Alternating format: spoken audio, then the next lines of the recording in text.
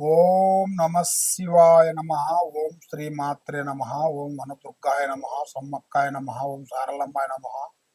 ప్రజలందరికీ నమస్కారము. అక్టోబర్ నెల మకర రాశి ఫలితాలు. ఈ మకర రాశిలో ఉండవలసిన వాళ్ళందరికీ కొన్ని రంగాలలో చాలా వరకు అభివృద్ధిగా పొందుతారు.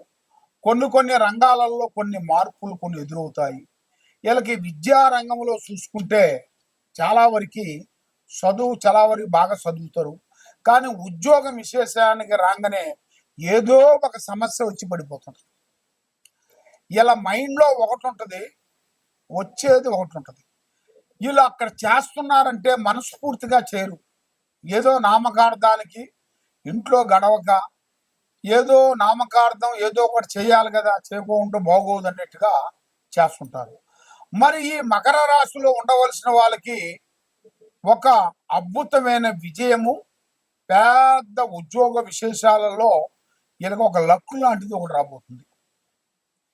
మరి వీళ్ళు ఎన్నో రోజుల నుంచి వీళ్ళు మనసులో పెట్టుకున్న కొన్ని ఆశలు, ఎన్నో రోజుల నుంచి ఒకటి చెయ్యాలి, ఒకదాన్ని సాధించాలి, ఒక కలెక్టరో, ఒక ఎస్పో, ఒక డిఎస్పో, ఒక పెద్ద బిజినెస్ ఉమెనో, ఏదో ఒకటి ఇలా మైండ్లో ఒకటి ఉంటుంది కదా. మరి అది చెయ్యాలని ఇలా మైండ్లో ఉంటుంది. అది వీళ్ళు చేయలేక మధ్యలో కొంచెం సతమతం అయిపోయి సతుకులు పడి బతుకుదరు గురించి ఏదో ఒక చిన్న ఉద్యోగాన్ని వీళ్ళు ఎంచుకుంటారు. మరి వీళ్ళు అనుకున్నది సాధించే టైం వచ్చేసింది.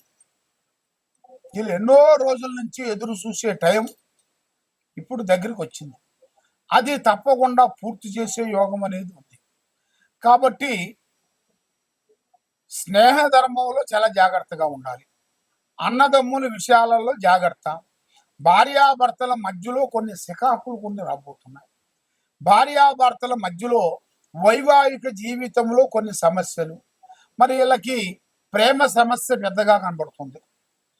వీళ్ళు ఎంత ప్రేమించినా కూడా స్త్రీ నుంచి పురుషుడికి, పురుషుడి నుంచి స్త్రీకి లేనిపోయిన కొన్ని డిస్టర్బెంటు, పక్క వాళ్ళు చెప్పటం, వీళ్ళు వాళ్ళకి చెప్పటం, ఆడవాళ్ళకి ఏరే వాళ్ళు చెప్పటం, మగవాళ్ళకి ఏరే వాళ్ళు చెప్పటం, వీళ్ళిద్దరిని ఒక అండర్స్టాండింగ్ కానికోకుండా వీళ్ళిద్దరిని కొంచెం దూరం చేయటం, ఇలాంటి సంఘటనల వల్ల ఎన్నో విధానాలుగా బాధపడుతూ చికాకు పడుతూ వస్తున్నారు.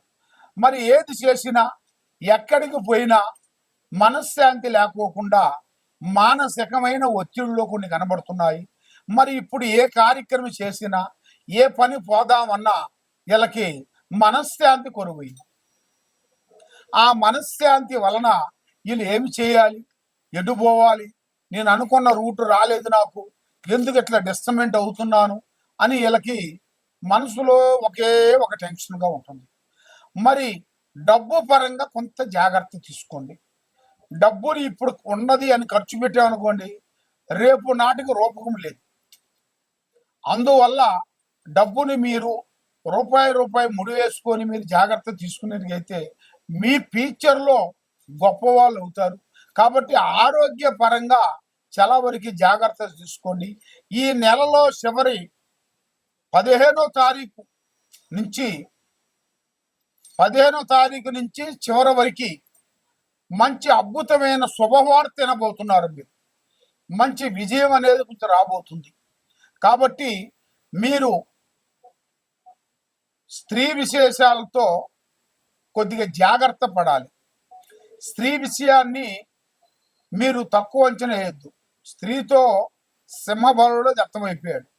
స్త్రీ వల్ల రావణ బ్రహ్మ ఎగిరిపోయాడు. ఆ విధంగా స్త్రీ అంటే ఆమె శక్తి స్వరూపిణి.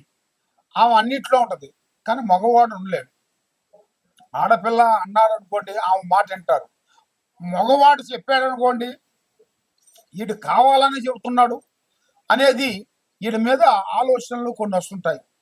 అందువల్ల ఏ కార్యక్రమం చేసినా, ఎక్కడికి పోయినా పెద్దవాళ్ళ ఆశీర్వాదము చాలా ఇంపార్టెంట్.